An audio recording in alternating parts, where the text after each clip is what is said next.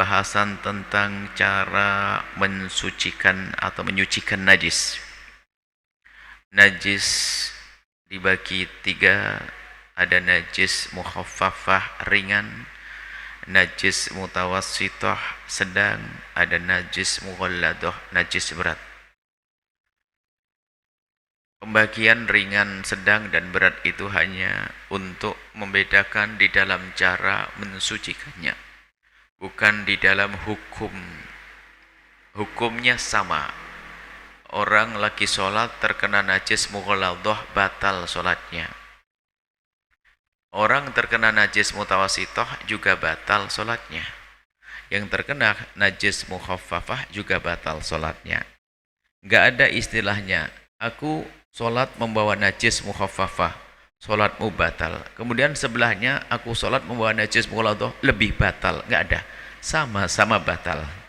Jadi hanya pembedaan untuk membedakan dalam cara menyucikannya. Cara menyucikan najis, ada najis mukhaffafah yang pertama.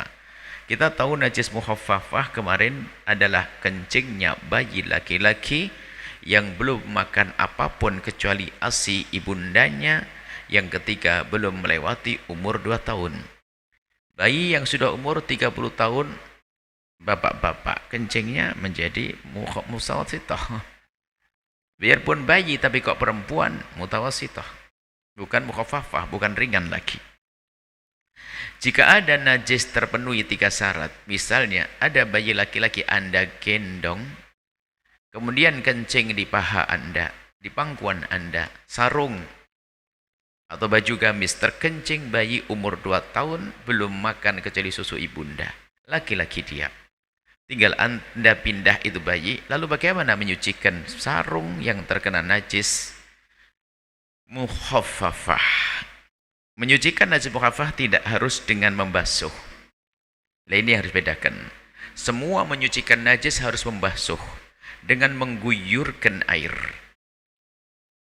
atau menenggelamkan najis tersebut ke air. Kalau menenggelamkan syaratnya harus air banyak. Atau mengguyurkan air, air mengalir. Akan tapi kalau najis mukhaffafah cukup dengan memercikkan air suci dan menyucikan. Anda ambil segelas air suci mencucikan, kemudian Anda percikkan. Diperkirakan perkecian itu telah merata ke seluruh wilayah yang terkena najis mukhaffafah. Anggap saja ini terkena najis. Waktu digendong, netes air kencing najis, air kencing bayi laki-laki yang belum makan kecuali susu ibu dan belum mencapai 2 tahun. Ini terkena. Dan kita masih ingat betul bahasanya, lengan kiri saya terkena, baju lengan kiri saya terkena najis mukhaffafah. Kemudian kita ingin melakukan sholat, wah ini najis, selagi belum dicucikan adalah tetap najis, sholat tidak sah. Maka cara menyucikannya tidak perlu harus kita guyur, akan tapi cukup kita percikkan. Ambil tangan, air, selagi masih ada air kita percikkan. Sampai diperkirakan percikan itu merata ke seluruh wilayah yang terkena najis tersebut, sudah selesai, pakai sholat. Begitu. Cuman sepertinya dalam kehidupan manusia nggak ada yang ngerjakan ini. Kita pengen tahu siapa yang melakukan ini. Itu hanya dalam cerita kitab fikih. Selama ini kalau sudah kena kencing ya sudah kita ganti baju. Jadi ini hanya pembahasan fikih saja. Dalam amal nyata nggak ada. Sudah kena kencing sudah deh. Ganti baju sudah selesai. Cuman ini kan masalah ilmu. Biarpun belum ada yang praktekkan. Saya pun ngerti ilmunya tidak pernah praktek. Saya ngerti nggak pernah praktek. Kena kencing ya sudah ganti. Nggak nyaman juga kan begitu. Cuman ini ilmu. Baik. Kemudian lebih jelasnya cara menyucikan najis mukhaffafah adalah dengan cara sebagai berikut. Menghilangkan sifat najis, warna, bau, dan rasa. Artinya kalau masih menggenang begitu, enggak. Menggenang dipercikkan, mencampur. Enggak, tidak. Najis sudah tidak ada di lantai. Secara warna tidak ada. Secara bau tidak ada. Ini sudah ada, tinggal kita percikkan. Tapi kalau masih menggenang, airnya 1 gelas miliknya bayi gitu. Menggenang begitu. Biarpun kita perciki ya tetap najis. Karena belum kita hilangkan ainun najasah, bentuk najisnya. Jadi yang gambarannya adalah misalnya di baju. Di baju. Ya sudah, setelah beberapa waktu sudah Baju, aduh, di mana tadi? Pokoknya baju saya kena kencing. Kan nggak ada bentuknya. Hanya membekas saja, tidak ada bentuk, cium pun enggak. Bayi kecil belum makan apa-apa, itu hampir tidak ada baunya kencingnya, tidak ada pesingnya mungkin. Baik, kemudian kita percikkan. Memercikkan air ke seluruh wilayah yang terkena najis. Selesai, itu najis mukhaffafah. Adapun najis mughalladah, sengaja kita ambil yang mukhaffafah sama mughalladah karena itu yang sedikit. Najis mukhaffafah itu adalah ternyata kalau kita bicara tentang najis ada 7. Yang pertama yang keluar dari lubang depan, lubang belakang, air kencing, buang air besar. Itu pun sebagian kecil dari di sini, yaitu apa? Kencingnya anak kecil. Jadi sedikit sekali najis mukhaffafah. Najis mughalladah juga sedikit, anjing dan babi. Selebihnya najis mutawassithah. Maka kita bahas dulu najis mukhaffafah, najis mughalladah, baru selebihnya najis mutawassithah. Mughalladah adalah anjing dan babi dan serta keturunannya. Kami nyebut kalimat keturunannya itu ikut para fuqaha ulama dulu. Cuman hari ini mikir, apakah ada kambing keturunan anjing? Wallah alam. Apakah ada manusia keturunan anjing? Wallah alam. Kita belumlah ketemu. Ya, kalau ada orang lahir ternyata mirip bentuk binatang, ya mungkin. Tapi bukan berarti itu keturunan kambing. Kayak gitu. Cara menyucikan najis mughalladah adalah dengan cara sebagai berikut. Ya, menghilangkan sifat najisnya harus dibersihkan dulu sifat najisnya. Membasuh dengan 7 basuhan.